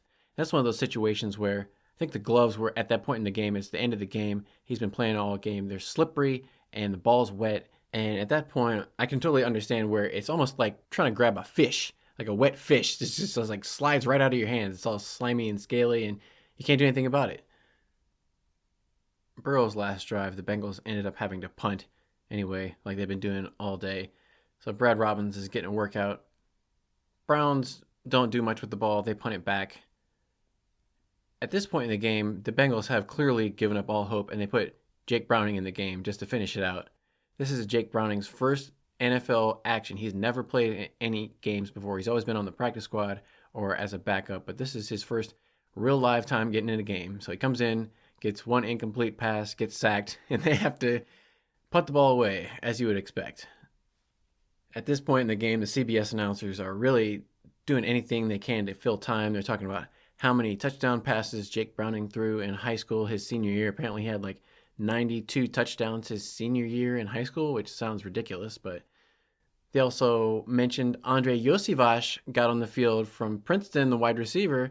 He was out there for one play. I think the only play he went in and had to block a defensive tackle who was like 300 pounds, and then he came back off the field. It was funny to see the wide receivers coach, Troy Walters, just kind of had a smile on his face when he came out, like, wow, that was your first and only play in the NFL, and you had to block a defensive tackle. Like, that's a tough way to earn a living as a 205-pound wide receiver, blocking defensive tackles that outweigh you by 100 pounds. So hopefully Andre can get a little bit more action when the situation and the scenario is more suited for his skills. But it was just back and forth punts until time ran out in the game. Nothing really exciting happened after that. Game ended 24-3, Browns win. So that loss takes Zach Taylor's record against the Browns to 2-7 in his coaching career.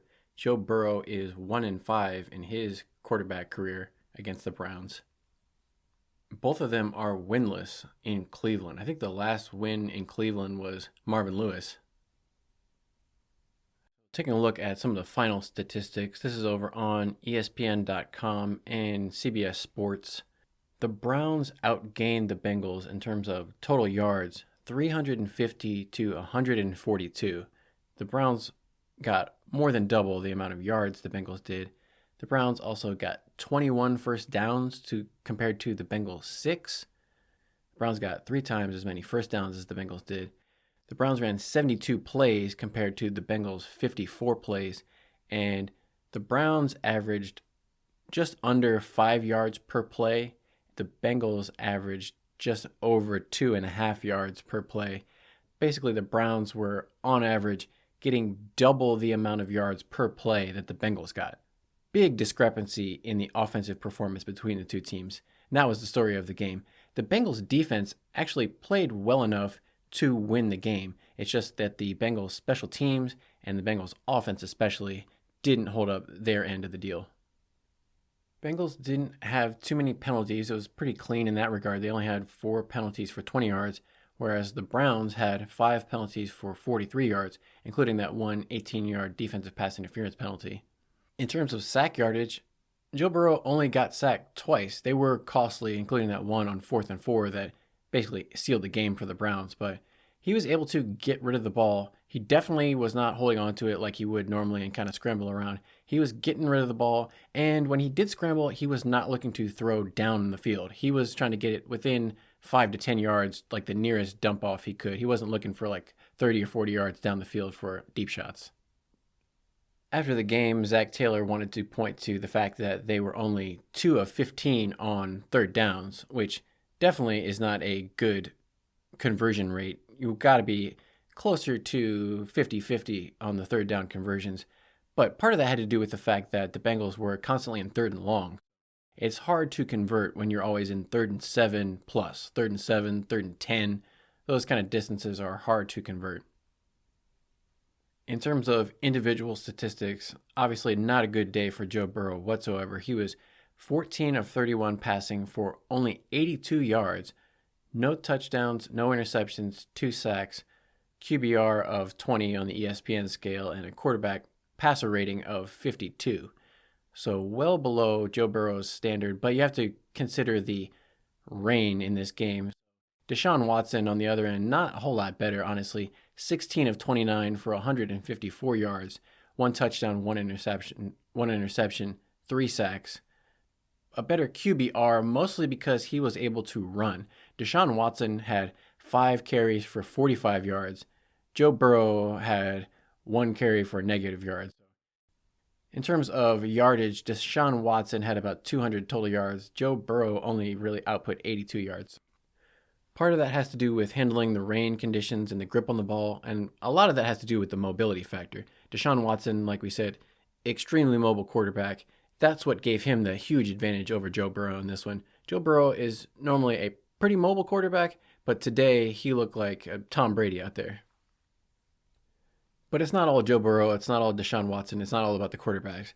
At the same time, Nick Chubb outgained Joe Mixon pretty much 2-1. Nick Chubb had 18 carries for 106 yards, 5.9 yards per carry. Joe Mixon had 13 carries for 56 yards, 4.3 yards per carry. That's actually a little bit better than Joe Mixon did last year, but only 13 carries, he wasn't able to get that much going just because the rest of the offense couldn't sustain anything. Maybe the most troubling part about this is that the Bengals didn't really have anything besides Joe Mixon. Chris Evans and Travion Williams combined for 19 yards on 4 carries. So I'm still not quite sure what the plan is for the Bengals in terms of a backup third down running back. They were even saying it on the broadcast. Who's going to be the Bengals third down running back? Is it Joe Mixon? Is it Chris Evans? Is it Travion? Chase Brown was not in uniform for this game. He was inactive, so it's not him. We still don't know after this game. In terms of receiving, neither team had a receiver get more than 45 yards. The highest yardage any receiver got in the entire game was 43 yards by Elijah Moore of the Browns. Amari Cooper had 37 yards on 3 catches. Jamar Chase was the leader for the Bengals, 39 yards on 5 catches, long of 12. T. Higgins, 8 targets, no catches. So T got shut out. That's a surprise.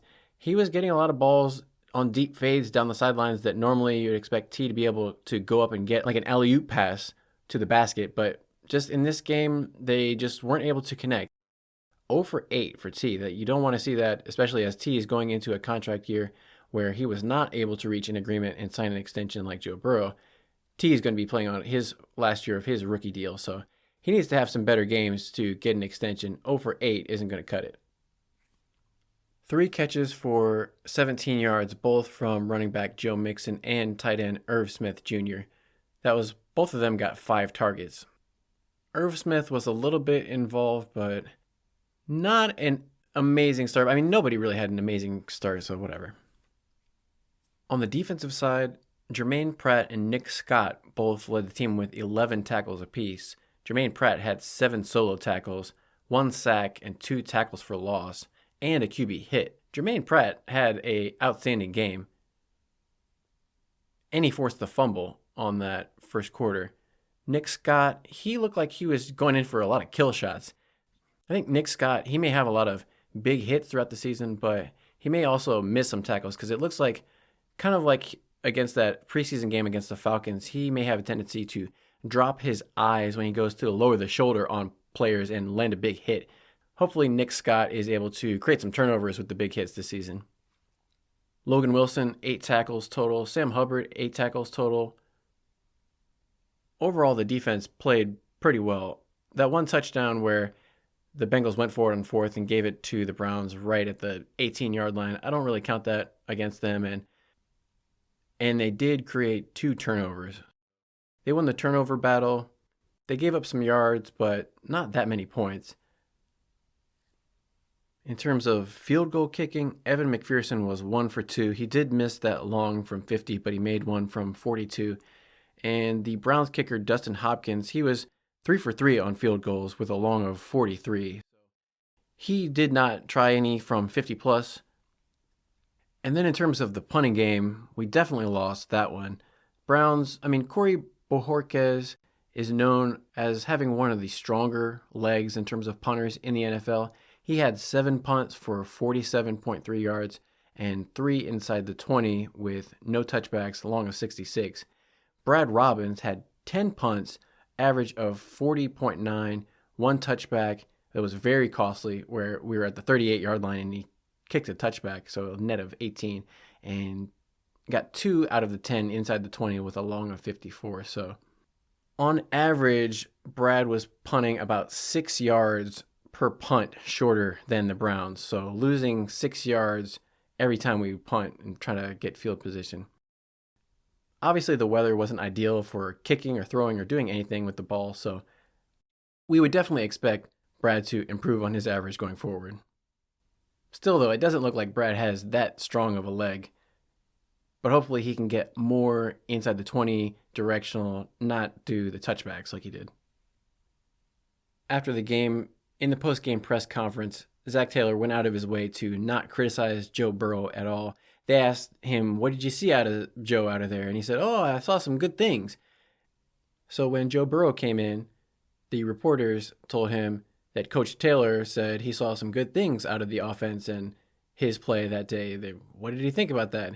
Joe Burrow was just like, I don't know what he's talking about. I have no idea what could have been good out there. Not much. And that was true. There's an old cliche that nothing is ever as good as you think or as bad as you think when you go back and watch it on tape the next day. But in this case, I don't know that that's true. When I went back and watched the tape of this game the next day, somehow it got even worse than I thought it was. It was bad in the moment. It felt bad when I watched the game live, and then when I watched the replay, it got even worse. It was just ugly. Nothing was good about that. I don't know what Zach Taylor was talking about. He saw some good stuff. There was not a whole lot of good out there. Maybe Jamar Chase playing hard, Joe Mixon making some good runs. There was a few good plays, but few and far between. They kept talking about how they missed their opportunities. There were not that many opportunities. Maybe a few opportunities, but not that many. We also heard Joe Burrow talk about how he basically said that they were not prepared well enough for this big rainstorm and that next time they'll be better prepared and know how to handle it better, which was a little bit surprising to me. I didn't check the weather. I didn't know that it was going to be a rainy day at Cleveland before the game started, but you got to think that the Bengals had some idea of the weather forecast going into it. They should have known that there was a chance of some rain and had some kind of a plan for what if it rains. Zach Taylor on Monday, the day after the game, he said that, they are a pass-heavy team and they pride themselves on passing the ball, and this was the worst rain game he'd been a part of in his 10 years in the league, which all may be true, but more than having pride in your passing game, you need to have pride in winning the game. And if you're not able to pass the ball because of rain, you can't just go out there and say, well, I guess we lost, it rained. Rain is going to happen. You play in the AFC North, where all 4 of the teams in the AFC North have outdoor stadiums. So weather is going to be a factor. Wind, snow, rain, sleet, hail, all of it could come into play at some point. And it could be in the playoffs when it really matters. And you can't just throw up your hands and not have any plan and say, well, I guess they got us. We can't pass. Unfortunately, on Sunday, that's kind of what it felt like. It felt like the Bengals thought they could just run their typical offense. We'll just go out here. Joe Burrow is going to throw it for 400 yards. Jamar Chase is going to have about 3 touchdowns through the air, and we'll just do everything like we always do. But obviously that wasn't the case. They needed to have some kind of a contingency plan, backup plan, and they need to not rely exclusively on the pass. They need to have balance in the offense. They need to be able to run the ball if they need to in situations that call for running. In this game, when they really needed to run, they weren't able to, and that's why they lost. And during the Monday conference, the reporters did ask Zac Taylor if he and Brian Callahan had called the plays and structured the offense in a way to minimize how much Joe Burrow would expose himself to injury on that calf, try to minimize his movement and scrambling. And they did Zac Taylor said, not in so many words, but he was basically like, we had a plan for managing Joe going into it. So basically, yes, they were planning on him being somewhat immobile, which is concerning because that means that they're saying Joe Burrow injured is better than Jake Browning at 100% health. I think that's what Jamar Chase was referring to when he said, we don't need Joe Burrow back at week 1. We need him back for the playoffs in the long run, so it's okay if he comes back week 5. And everybody obviously didn't want him to sit out the first 4 weeks. A large part of it, probably even Joe Burrow, was thinking, man, if I sit out the first 4 weeks, we might go 0-4 with Jake Browning as the quarterback. So if Joe Burrow doesn't play, they're going to lose every game. If he does play, they might still lose, and he might risk injuring himself even further. So it's really too bad that we don't have a better option at backup quarterback to let Joe Burrow just sit a couple of games, get back to 100% health. He's obviously not 100% healthy. And as we go further into the season, if he's not able to move, hopefully it doesn't take a toll on him where he's taking shots to the body and getting injured. We don't want to see that. I mean, who else is out there? Like, can Tom Brady come back? Cam Newton? What do we got? Carson Wentz? I mean, he's still a free agent, right? Something. I don't know. I mean, maybe Will Grier. Who knows? He's got that beard. You know, it looks like a good beard, so put him out there. Who knows? Then after the game, in the post-game interviews, Jamar Chase said, it's frustrating because I called him some elves and we just lost to some elves. So he said he was pissed at himself for that. He's probably mad that he made it a story to begin with, but that's going to be a thing. You got to beat those elves now. So we'll have to see. We don't see the Browns again until week 17. It's kind of weird. They're bookends. We start the season with the Browns and end the season with the Browns. By the time we get to week 17, the team rosters could be completely different. You know, they could have trades, people could get injured, different things could happen. So you never know who's going to be on the team, who's playing in the game by then. On the one hand, you know, you want to be tough and be like, oh, I wish we could play those guys again next week, show them what we could really do. But on the other hand, it's like, well, maybe we need to recollect, think about what we did for a while, and then we'll see them later. Then we'll know what's up. In the post-game interview, when Burrow was talking about how the rain, they weren't really prepared for it, I was trying to think, has Burrow played in the rain? I couldn't think of any rain games that I've seen him play in. We know he played in the snow, but as Zac Taylor pointed out, snow and rain are two completely different things. Have you ever seen Man vs. Wild with Bear Grylls? When he tries to go submerge himself in one of those Arctic lakes or cross the river, as soon as you get out and you're in sub-zero degree temperatures, you got to get out, rub the snow all over your body to take that moisture away. So when you're playing in those snow games, it's not as nearly as damp and as wet as it is in the rain. Snow can actually take some of the moisture away. In that Bills playoff game, Burrow did okay. We have seen him struggle with high wind games. I remember there was a game a couple of years ago where the Browns, I think it was the Browns and Bengals, and it was windy, and Baker Mayfield and Joe Burrow were both struggling with the wind, but Burrow especially, he was throwing too many ducks, so he really had to work on getting his spin and tight spirals, and he does throw tight spirals for the most part to cut it through the wind, even though he doesn't have like super arm strength. He's able to cut it through the wind most of the time, but those can affect him. And obviously the rain really affects Joe Burrow more than he was expecting. And so I went back and I tried to find anything. And then I remembered there was this clip of Joe Burrow talking to Chris Sims.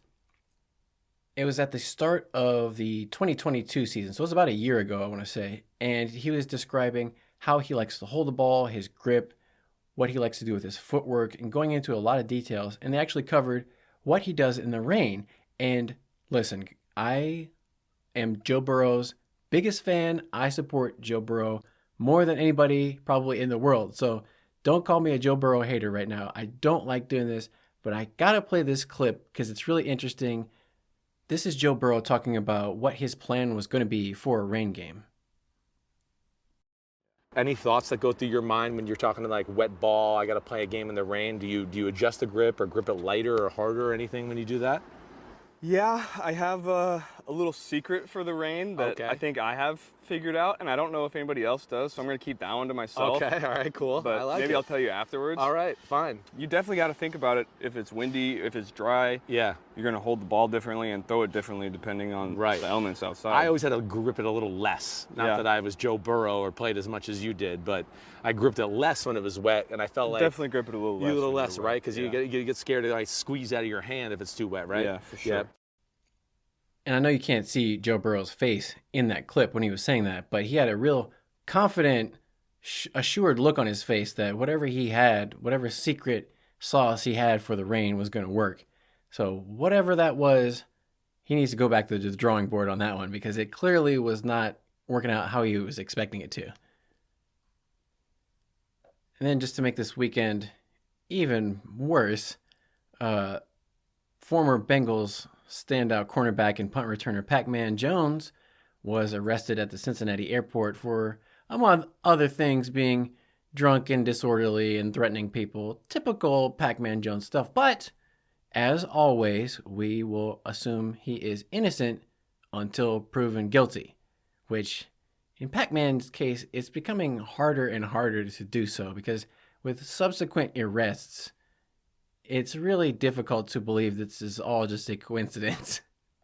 But hey, Pacman is a grown adult. He can make his own decisions and get arrested if he wants to. All right, let's quickly run through the Week 1 pick results of all the games that I had in Week 1.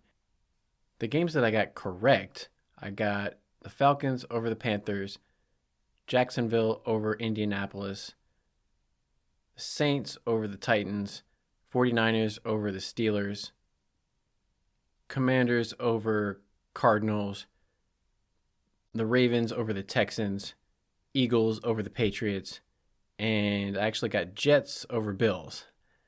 And then the games I got wrong were I missed the Lions beating the Chiefs, I missed the Browns over the Bengals, I missed Bucks over the Vikings, Packers over Bears, Raiders over Broncos, Dolphins over Chargers, Rams over Seahawks, and my biggest miss by far was Cowboys beating the pants off the Giants 40-0 on Sunday Night Football. So overall, that made me 8-8. 16 games, I got half of them right, so 50%. We'll see if I can do any better than that in the subsequent weeks when I have more of a better idea of how good all the teams are. Hitting some of the quick headlines from a few of the other games, we saw the Ravens lose J.K. Dobbins, their starting running back for the season, with a torn Achilles tendon.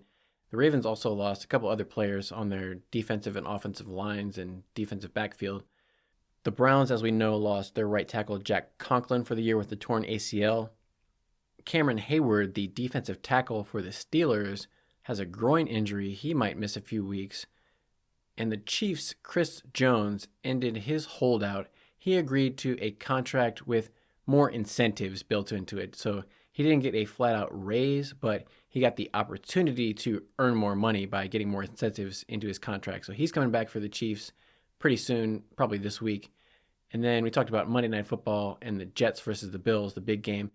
That was actually, you knew that Disney and Spectrum were going to come to an agreement because of this game. It's this huge matchup.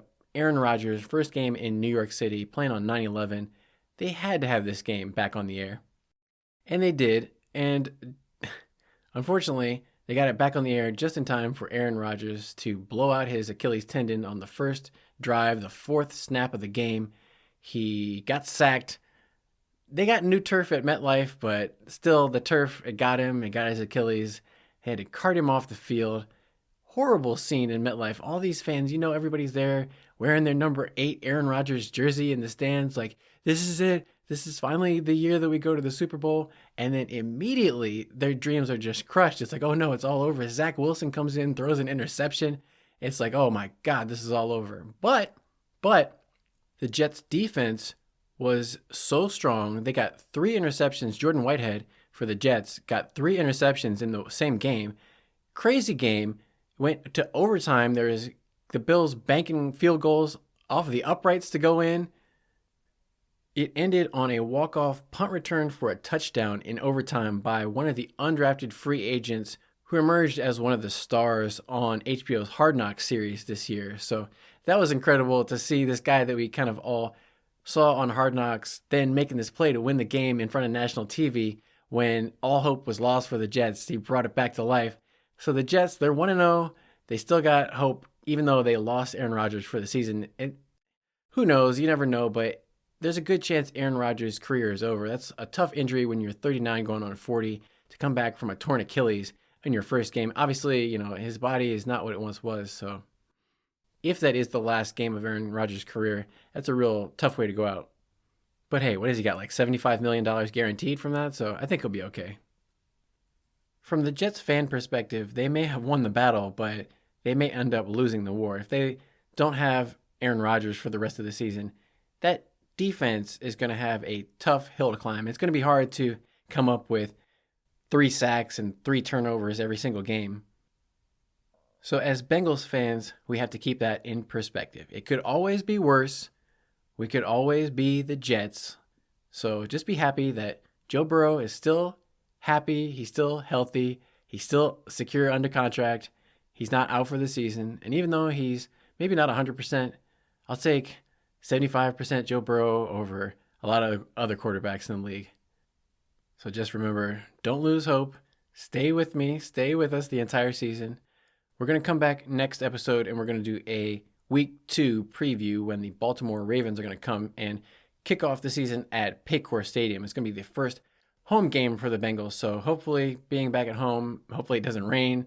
We can get a little bit better performance out of the team, a little bit better, more exciting episode next week. So I'm glad to have all the new listeners that have joined us for the start of this season. So thanks for coming along. I see all the different platforms, all kinds of different devices. So thanks. Hello to all the new listeners. Stay with me, follow, subscribe, send in your questions. This will be more fun if you interact and I can shout you out on the show. Again, just remember, even though this is bad and it stings, terrible football is still better than no football at all, and we still have to appreciate it for what it is. So as always, thank you so much for listening. I'm going to leave you with a hoo-day and stay hungry for more Bengal Bites.